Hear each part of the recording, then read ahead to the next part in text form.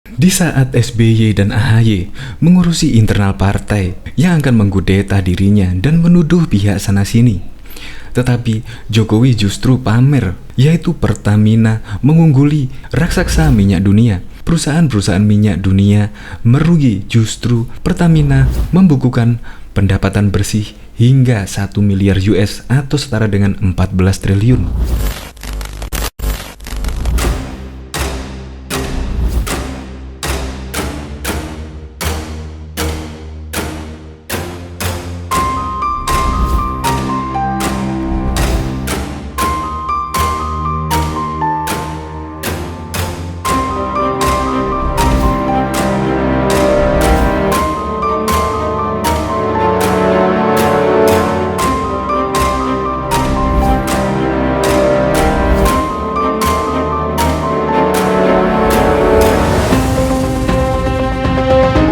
PT Pertamina menorehkan kinerja yang mentereng pada tahun 2020 di saat pandemi melanda Indonesia. Tetapi justru Pertamina membukukan pendapatan bersih hingga 14 triliun. Kinerja yang sangat fantastis. Kolaborasi antara Nike Widiawati dan juga Komisaris BUMN Ahok dan juga tim-tim yang solid di tubuh Pertamina sehingga membukukan pendapatan bersih hingga 14 triliun. Dan Nike Widiawati pada tahun 2021 optimis pendapatan Pertamina akan 2 kali lipat dari pendapatan tahun 2020, yaitu sebesar 2 miliar US atau setara dengan 28 triliun. Di saat Partai Demokrat diguncang dengan isu kudeta dan menuduh pihak sana-sini yang akan mengkudeta Partai Demokrat. Nah, pertanyaannya, gimana mau memimpin Indonesia jika tidak bisa menyelesaikan masalah di internal partainya sendiri?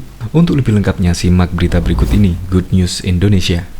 Belum menyaksikan video ini, pastikan bosku jangan lupa subscribe. Karena subscribe itu gratis plus bonus tonton video terbaru setiap harinya. Jangan lupa ya.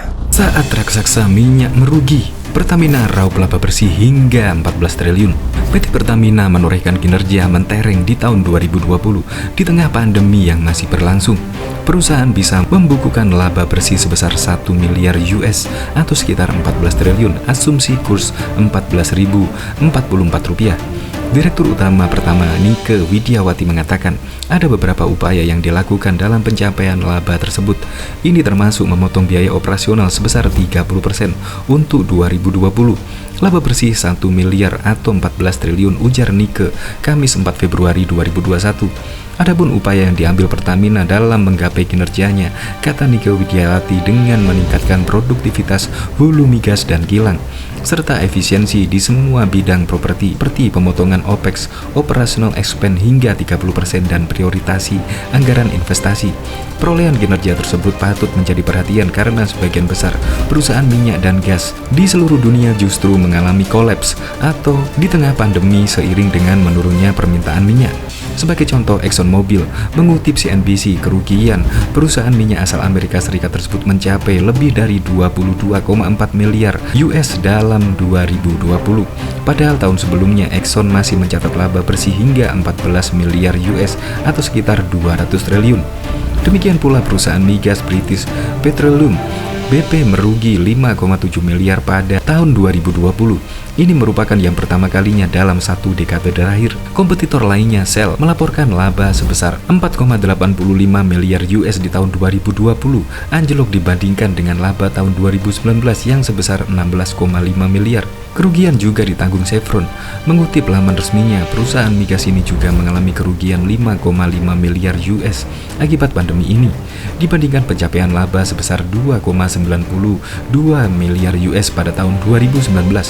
Nike juga menyebutkan tentang target di 2021, penjualan ditargetkan naik 12% dari tahun 2020. Harga minyak pun trennya naik dibandingkan tahun 2020. Dengan demikian laba bersih ditargetkan 2 miliar US, kata dia. Sementara investasi meningkat 2 kali lipat menjadi 10,7 miliar US. Sebagian besar dikatakan untuk meningkatkan cadangan dan produksi migas, serta untuk membangun pabrik petrokimia dan membangun infrastruktur midstream dan downstream gas. Selain itu juga ada investasi untuk mengembangkan pabrik EV baterai dan pengembangan green hydrogen dari wilayah kerja panas bumi yang dimiliki oleh Pertamina. PT Pertamina Persero lebih optimis menghadapi tahun 2021 karena ada potensi peningkatan dibandingkan tahun lalu. Direktur Utama Pertamina Nike Widiawati memprediksi akan menjadi peningkatan sekitar 10% sampai dengan 12% di tahun ini. Walaupun secara total masih rendah dibandingkan tahun 2019, namun dibandingkan tahun 2020 permintaan BBM akan lebih baik. Untuk 2021, penjualan ditargetkan naik 12% dari tahun 2020. Harga minyak pun trennya naik dibandingkan tahun 2020.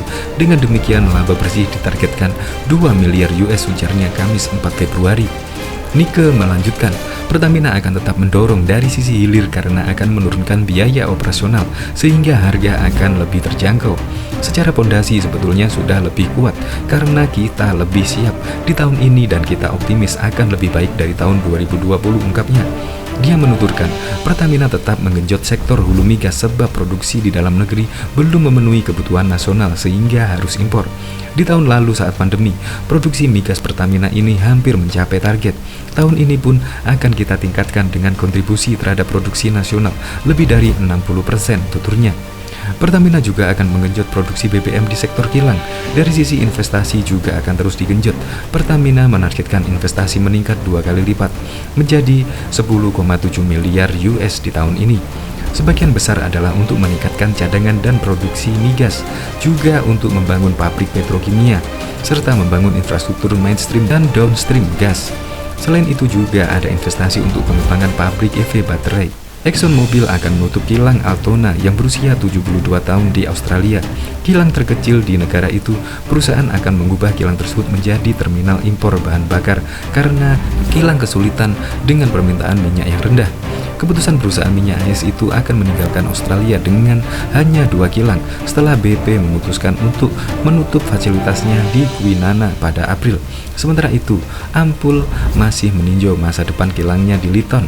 Keputusan ExxonMobil untuk menutup kilang Altona di Victoria sangat mengecewakan, kata Angus Taylor. Kata Angus, Menteri Energi dan Pengurangan Emisi Australia dalam sebuah pernyataan.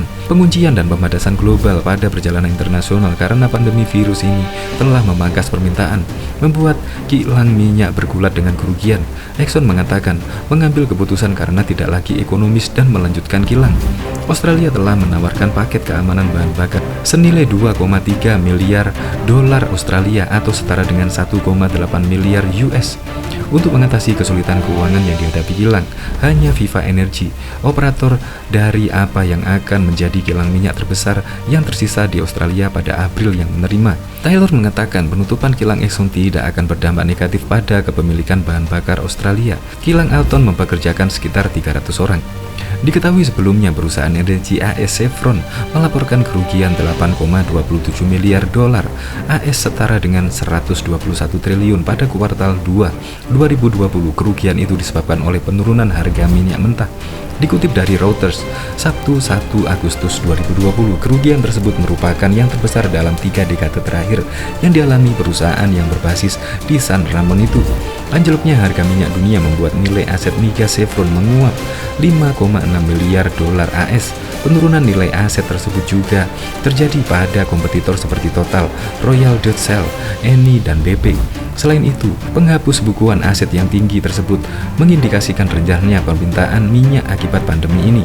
Resesi yang terjadi di AS diperkirakan menekan harga minyak dalam beberapa tahun ke depan. Perlu waktu bertahun-tahun untuk pulih dan harga produk kami sangat terkait dengan aktivitas ekonomi. Penurunan aset, kata Breber, sudah termasuk aset Chevron di Venezuela yang diminta ditutup oleh pemerintah AS. Nilai aset yang dihapus di negara tersebut mencapai 2,6 miliar dolar AS. Chevron awalnya menolak permintaan Presiden AS Donald Trump untuk hengkang dari Venezuela akibat perseteruan politik antara Washington dan Caracas. Di tengah gejolak, bisnis minyak Chevron yang menggandeng BUMN setempat cukup stabil sejak tahun 1920. Namun, Trump memberikan tenggang waktu kepada Chevron menghentikan bisnis pada Desember 2020 di tengah upaya AS menggulingkan Presiden terpilih Venezuela, Nicolas Maduro. Hal tersebut memaksa Chevron menutup asetnya. Selain menghapus bukuan, kerugian Chevron disebabkan pembayaran uang pesangon yang mencapai 1 miliar dolar AS. Dana itu digunakan untuk membayar 45.000 pekerja yang terdampak PHK.